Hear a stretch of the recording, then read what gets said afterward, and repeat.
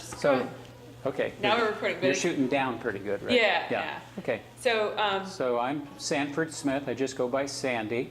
And I've been in cooperative extension work for 31 years. So I feel a little antiquated almost in some ways when I meet a lot of the younger people. But it's something that I've enjoyed, have a lot of passion about. And while I do think of retirement to do some other things, I'm hesitant because I do enjoy my work.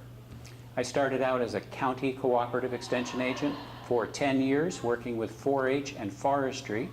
And then that led to an opportunity to go to the university to be sort of an extension associate for a few years while I worked on a PhD, and started a new role for myself, which then led to an extension specialist position at the university. And this is Penn State University, where I'm located.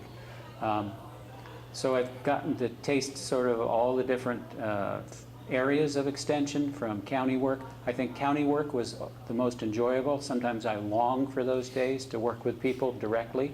When you're at the state level, your primary responsibility are the educators in the state, and they become priority number one. And that's great. I love working with them too, but I miss working directly with the public. what character traits do you think make a successful extension professional? Well, good listener, of course, but open mind, someone who can control their emotions, at least their emotions of anger. I often had to say to myself under my breath, you're paid to be nice, you're paid to be nice. Now the song that my granddaughters listen to, Let It Go, is a good one, because when things start going bad, you just have to let it go. You can't you can't take it personally. You have to be, a troubleshooter and try to be pleasant all the time, because it really helps not to lose your temper ever. Patience is a good one. Mm-hmm. What success tip or early lesson that someone shared with you do you remember as being particularly valuable, or something you would share with someone else? Yeah, I started in extension in the kind of mid-'80s, and what was fun was that there were still people around who had been extension educators in in the 20s. And so they were mostly older people. They were in their 90s or whatever, and they taught me a lot about the value of working with people in the community, getting to know them, developing those relationships.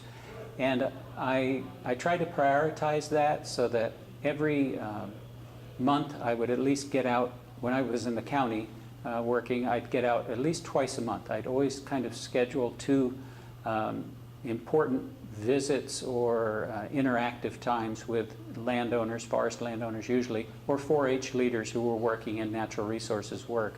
And that really helped to inform my work quite a bit. You can be in the county extension office pretty much all day long, answering phone calls, emails, and things, but getting out and working with people directly was certainly something that I was advised to do, and I always made time for that. Another little bit of advice an extension expert, kind of local county person taught me once was to always, when you go out with people, to hunker down with them. And he described it this way. He leaned, kind of squatted down, and he picked up some earth, and he talked about it, or we talked about the value of a land ethic. And I think that was, and sharing that land ethic with people, I think that was a good piece of advice. But also, if you were willing to get down and hunker down with people, or help them cut up something, maybe trees down over a road or whatever, that was sort of convicting to those people that you cared and that you were willing to get your hands dirty. So how would you balance that as like a new extension specialist where you have statewide responsibilities? How would you find a way to, what do you think is a good ways to kind of engage, your extension agents or by extension the landowners from that level, from being the... Well, as an extension specialist, I think with the audience of educators is you want to show them that there's nothing you won't do yourself, so that you're perfectly willing and excited about doing anything that they're doing.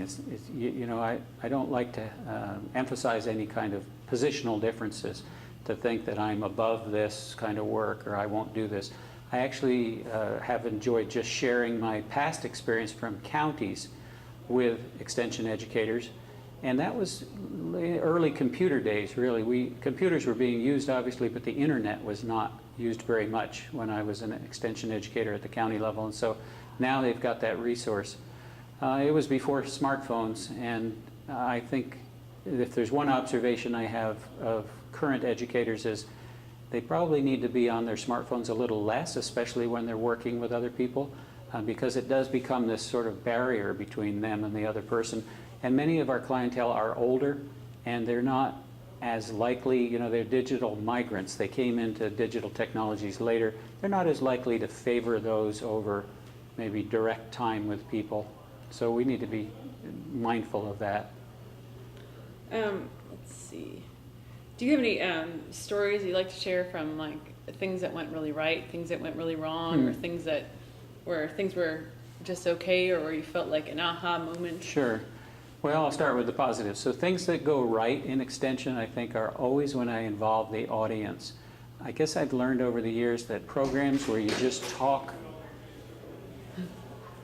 I'll start again. Okay. So things that go right or have gone right are when I involve audiences. I've learned from doing lots of programs with people that they get kind of bored, just like I get bored just listening to someone talk.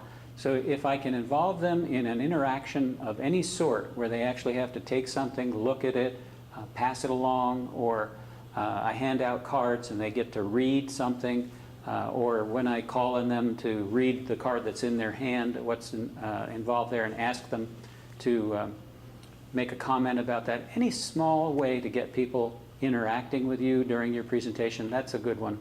That in the last 5 years, I guess I've really come to realize it's something I always want to do, even if it's a formal workshop or a formal speech. Get people involved in one way or another. Ask questions, have them stand, whatever. And then things that went wrong, I guess, is just, I remember one wetlands program I did, and this was right when wetlands regulations were becoming very contentious in certain areas where I work. People felt the government's overreach in this area was too great. This was in the early 90s. And I would organize programs sometimes where I would have people from government agencies as well as landowner associations, when we had one big one in our state. And people were critical of those programs because I hadn't put balanced numbers of people who were pro and con in terms of the regulations on a panel. And I just thought that at the time I thought, well, but I have someone from the landowners group, and then I have all these government agencies. But they saw it in a very straightforward, kind of simple way that no, you needed to have equal numbers of people representing an issue or representing one side or the other to keep things fair. So I haven't forgotten that lesson that I learned, and that was difficult at the time for me because I felt as if I had done what they were saying, but I really didn't. Keep it fair. What advice would you give extension specialists for dealing with really controversial issues? Which, I mean, it's still the history of extension, but it seems more contentious nowadays. Sure, a lot of things are polarized. I guess it's difficult, and there's good training in this area. So I would suggest try to avail yourself of some of that training that's available when dealing with controversial issues in extension. There's no simple one-line kind of thing I could say, except to try to be neutral. Try to always show that you have not taken a side, and that you're trying to provide a venue where people can get together to discuss the issue and enforce civility. So don't allow people to monopolize a meeting. You may have to have a little buzzer there where each side gets to speak for 2 minutes or whatever, but try to get them to play by some playing fair rules and also staying civil with each other and practice, courtesy. Is there anything else you'd like to add? Wow. Let me think here for a minute. That was the one I was wondering what I was going to say. Well, I think Extension has been a great career, and it's provided a lot of opportunity. I think, there's seasons in the Extension career. So, and only now am I beginning to see that, having been in extension for a little while, that in the early years you are sort of plowing new ground for yourself, and sometimes you're in a place that never had any extension work done, like what you are there to do. And so that's kind of fun. You know, you get to be a pioneer in a sense. And then later on, you're sort of a settler in that area where you're well known, you're respected, and you're established in an area. And then later on, well, having gone to the university, I feel this way. In my later years, I get asked to do a lot of leadership things, or you know, I get given bigger responsibilities. You know, like, oh, we want you to chair this committee, or we want you to lead this effort to revitalize something that hasn't been done for a while. And while you know, it is extra work sometimes, I guess it's sort of a good thing, you know, that I feel like, well, they're trusting me because I've been around long enough. They know I'm not going to crash and burn, you know, that I'll have a successful program or result come, you know, out of my effort to put in on it. But there was something else I was going to mention. Oh, I think the other thing, this totally different topic now, yeah. is the importance of blocking off your time. You're talking about personal time. Yeah, and that's a good question about balance of time. Yeah, so, and the way I've managed it, and it has been successful for me, is to block off time which is protected for my family and for my personal sanity. For me, recharging happens by being kind of quiet, reading alone. You know, I'm not a highly extroverted kind of person in my recharge time. And so I had to block off these times sort of in a routine sort of way through the month that would be protected. And if someone asked me if I could do something or would I do something, then if I didn't have my calendar with me, I'd say, I've got to check my calendar because I've got a bad memory. That's always my excuse, and I'll get back to you. If I found that I did have that blocked off, I would let them know that I am scheduled for that time, and could I do it at a different time, or, you know, try to reschedule it. If someone called me on the phone, I'd say, no, I have another appointment. And I did have an appointment. It was my blocked off time. I don't want to tell an untruth, but that was an appointment for me, and I maintained that stance. I also didn't allow myself as a county educator to be out more than 3 nights in a week, because that you really could have every single night booked, because many of the clientele groups I was working with, they could only meet in the evening, and you know, you could have your whole week consumed by those meetings. Tried to take my family with me on some things, and my wife comes to a lot of extension meetings and such, just so that we don't lose the opportunity to spend some time together here and wherever. I've been to every extension meeting, every ANREP meeting ever, and you know, that's been fun too. I think being a member of ANREP, and this is something, you know, this is another third thing. No, that's fine. Okay, I think so, it's important. Yeah, so being a member of ANREP, which is the Association of Natural Resource Extension Professionals, the national group, has been maybe the most rewarding thing in extension outside of the direct work I do with people. And that's because I got to meet extension educators around the country who are doing very similar things. It may be with different subject matter, but in very similar ways. And it's quite encouraging and very useful to hear how they do their jobs and then the kinds of methods they're using.